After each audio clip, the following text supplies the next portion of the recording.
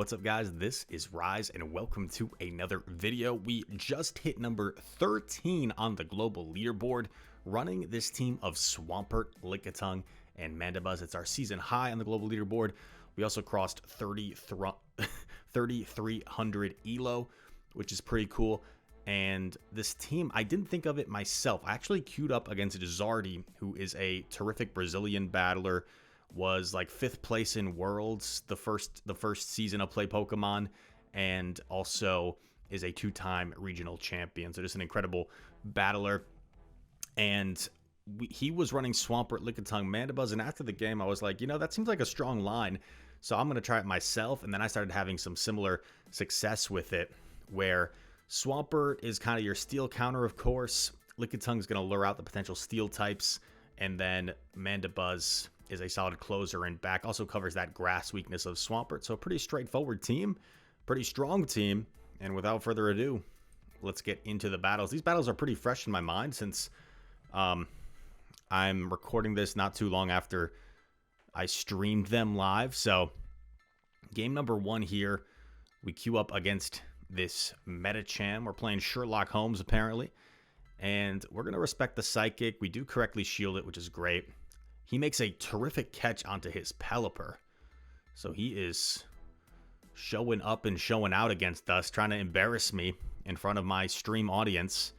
And at this point, I'm not baiting here. I just think double Aerial Ace is the more efficient play, because I don't think Dark Pulse is quite enough to put him into like comfortable Snarl down range.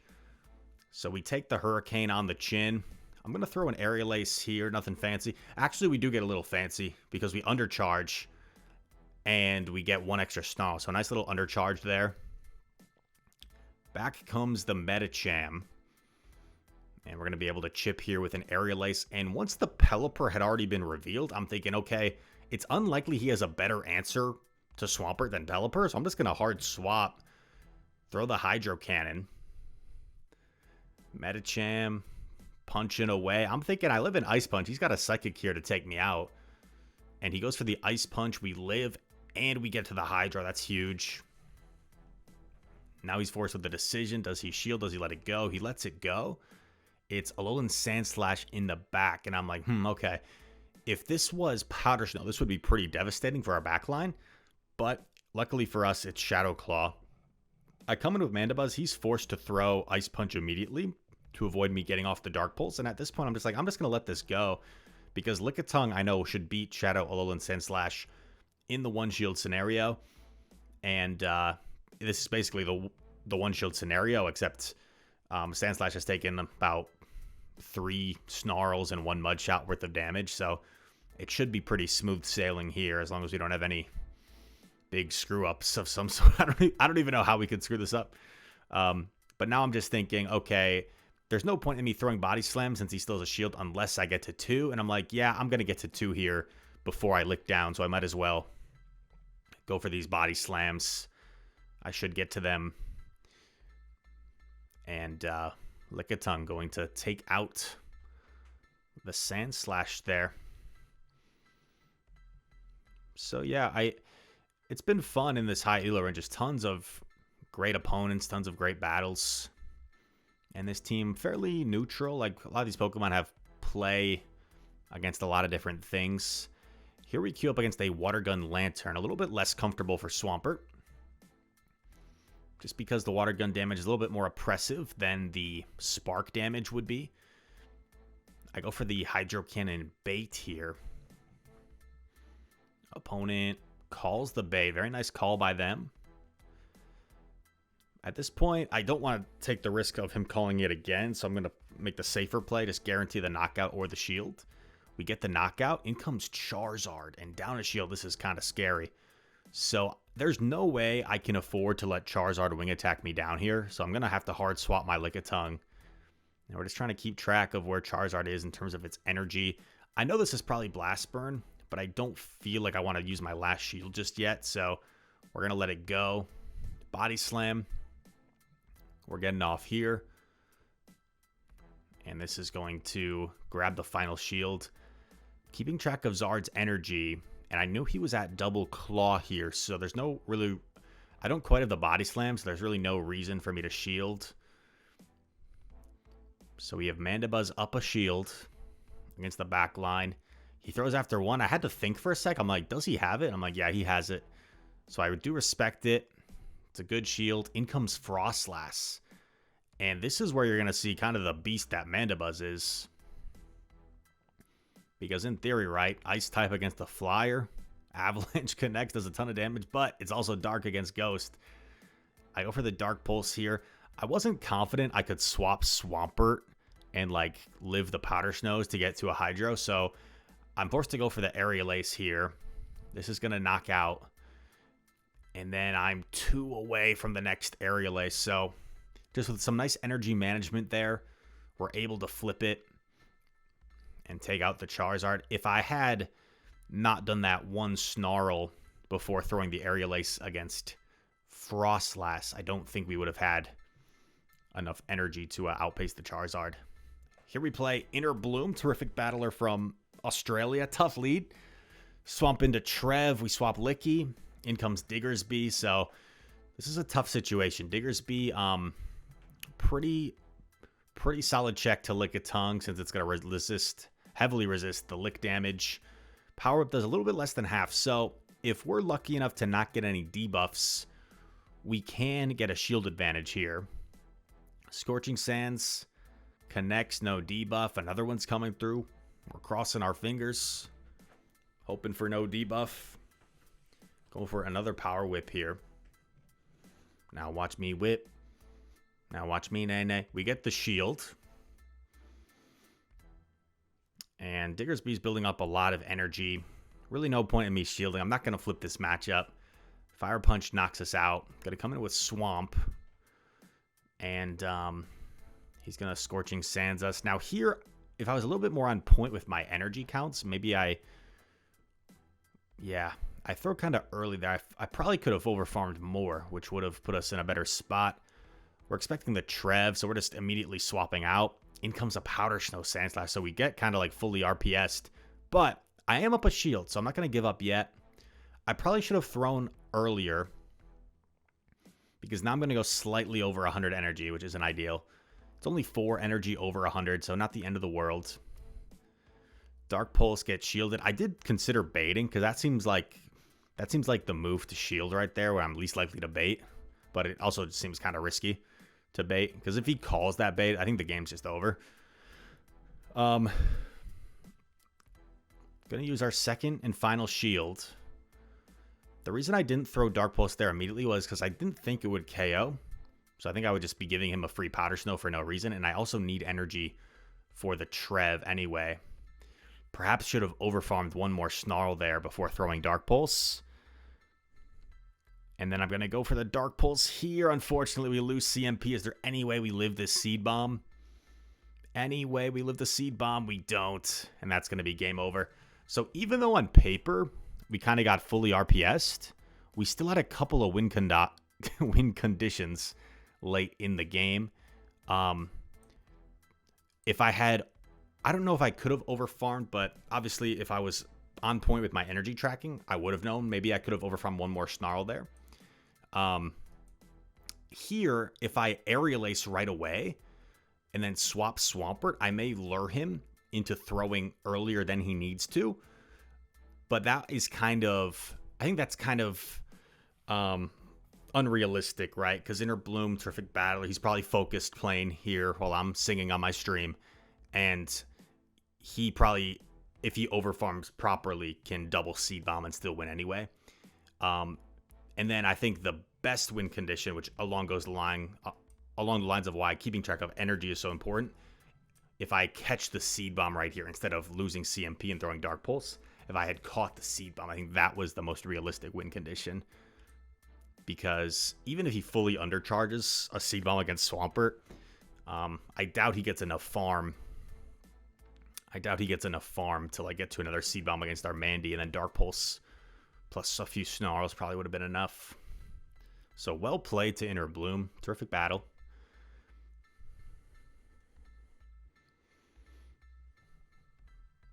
By the way, the queue times at this ELO range, I'm sure some of you guys watching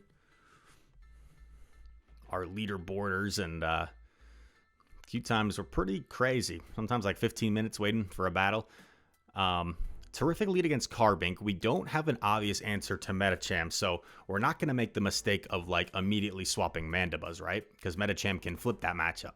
What we do instead is we shield, or we Hydro Cannon to chip, then we come in Licky. And I do shield because I want to respect Dynamic Punch, and I also need alignment here. I can't afford to let Medicham flip this somehow, because then Carbink on Mandibuzz, we just lose the game. So he's already revealed Psychic. I let this go knowing that I live a Psychic. I was a little bit concerned he was like a crazy person running Psychic Dynamic Punch, but I took the gamble that he wasn't doing that. It'd be unlikely. We get off a Power Whip for some nice little chip damage against Mr. Carbink. Opponent makes a nice hard swap to give themselves a head start with their Cresselia. We do have a solid check here with our Mandibuzz. The only concern here is... we actually lagged a turn there, so we got denied, but the only concern other than lagging a turn, Niantic, is this is like kind of a slow matchup, right? It takes a little while for us to get to our moves, which could allow him to pivot out. And I am aware of the potential catch opportunity he has in Carbink, but that being said, if you look at my health on Mandibuzz, I know I comfortably live a Moonblast here. Even if he catches, I still feel good because there's no way he can Psycho cut me down with this much health. So he does make the beautiful catch. Nice job by him. But I still feel pretty good about the situation, knowing that the catch was possible. Hydro Cannon comes through, nearly knocks out Carbink. Wasn't quite sure if he reached Moonblast energy here, but I feel like I can't shield this. And it's just a Rock Slide. So with a shield to hide behind, still a little bit of health on the Mandibuzz. We had that one covered. On to the next one. And this one took so long. This was the last battle of the stream. It took so long to find a match. Look, it actually goes from morning to, wait for it, nighttime. Goes to dusk. I do have, you guys aren't going to believe this, but your boy does have the occasional hater on Twitter in some splats. I try to stay out of any stuff like that, but I saw one person saying, like, Rise cherry picks his battles. I try to show you guys wins and losses, but I try to show you guys entertaining battles. And normally I think teams that are successful are going to be more, and get wins are more successful than not. But these battles are all in a row, man. These battles are all in a row. More often than not, I'm not cherry picking in terms of battles. I don't take a battle from one set or another set. I'm usually taking, you could say I'm cherry picking sets. Like I'm oftentimes cherry picking sets that I thought were good. Like 3-2, 4-1. But, yeah, anyway.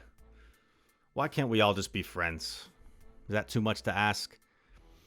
But in this battle, we had the terrible lead against the Mantine. I'm actually going to rewind this. Sorry. I got sidetracked there. But let's get to the meat and potatoes. Terrible lead against Mantine, right? And Mantine core breaks us a little. Hard counter to Swampert, kind of a soft counter to Mandibuzz. We swap our Licky. This is a Mudshot Diggersby. We've been very fortunate with no Scorching Sand debuffs. So let's see if that continues. We're going to go for the Power Whip here. Puts Diggersby just below half health. And like we said before, if there's no Scorching Sand debuffs, Licky can definitely force a shield here or even flip this matchup. He does finally get a debuff, so unfortunate for us. Now this won't really threaten him as much. He doesn't really need to shield anymore. Takes it comfortably. The lick damage is not threatening to him. I actually decide to commit a shield here because I felt like I could get a shield back at least. And I knew like Swampert on Mantine is just not good.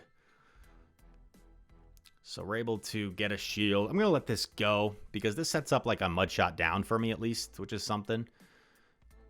And like if I go down to shield, Mantine just kind of wrecks the remaining Pokemon I have. So I do get a nice, I can't talk, a nice Mudshot down.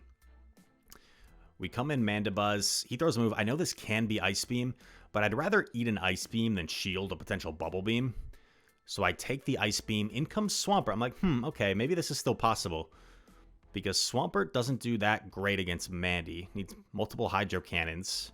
It's not dealing really any fast move damage against us. I'm going to take the first Hydro Cannon on the chin. Going to throw after one Snarl for proper timing. Dark Pulse coming through. Dark Pulse lands, and I'm like, I can shield and Snarl down here. I can shield and Snarl down. So suddenly, what looks like kind of an RPS loss, now we have a chance. Since Mandibuzz didn't have a hard check, I go for the Aerial Ace bait, because I'm thinking from my opponent's perspective, Dark Pulse from Mandy's going to do the most damage out of anything. So I grab the shield. I then get to the Dark Pulse before he gets to Aerial Ace, which is huge. Dark Pulse connects, and we've got some energy on Swampy Boy. Someone in chat at this point said, if only you had Sludge Wave, Rise. If only you had Sludge Wave, you would have won. Hey, we don't need Sludge Wave. All we need is Hydro Cannon. And we had that one. Able to flip that one after a rough lead. So, nice game there. The reason we were able to win that game was because they didn't have a hard check to our Mandibuzz. So, even though we lost lead, lost swap, Mandibuzz was pretty safe. And we were able to get a nice little energy management, like the farm down with the Swampert against the Diggersby, and just throwing on good timing with our Mandibuzz. We claim our set, 33-27. That's our highest elo of the season. Big boy elo, as I like to call it, as a joke. And the queue times are crazy, but it's fun playing against some really top tier battlers, and the games are always pretty wild. And you actually end up playing people like the same time every single day, pretty much. So I'm really bad. One thing I need to improve on in Go Battle League is like remembering people's teams, because I feel like as the days go on and I'm playing the same people every day, I'm so bad at remembering like what they run, and they might be better at remembering what I'm running. So I need to do better at that, so I'm not putting myself at a disadvantage. But all that said, I hope you guys enjoyed this video. If you did, make sure to leave a like, comment down below. All comments are appreciated. Subscribe to the channel if you are new. Did I already say that? I don't know. But I also have like 2 more sets with this team that I could make another video on if you guys wanted to see that. They were like the 2 sets before this set. I went 3-2 each time.